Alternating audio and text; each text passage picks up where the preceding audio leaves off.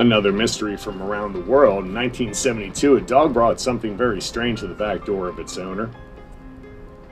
He sniffed out an almost completely decomposed human forearm on a cliff top in Springfield, New Jersey, and dragged it back to his master, who realized with a great shock exactly what it was.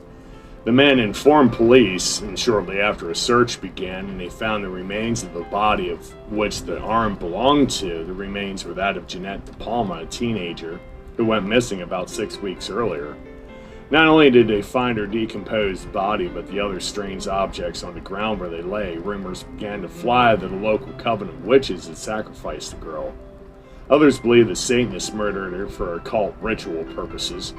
However, the strangest thing about the murder was the fact that no one wanted to speak about it. When an article about the incident was in its planning stages, even after 30 years, people who lived in the area refused to comment or give their opinions on what they believed happened. No one person who was interviewed wanted their real name used, including the local police. Leads in the case did not come in a traditional manner. People sent in anonymous letters admitting their address and their names. One of the letters stated that logs had been placed around Jeanette's body, and that the writer of it couldn't reveal his name for many reasons, which he couldn't reveal either.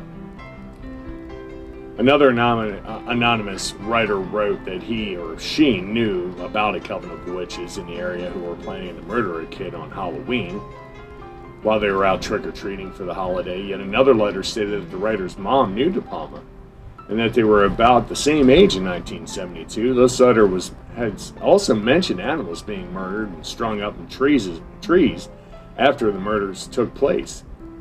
In all the letters, witches or Satanists were mentioned. One of them reiterated that DePalma was a very religious girl who wouldn't get mixed up with satanic practices.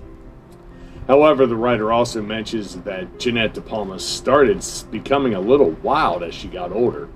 The murder of Jeanette DePalma was big news for around 2 weeks after her body was found, and then the absolute silence around it started and remained.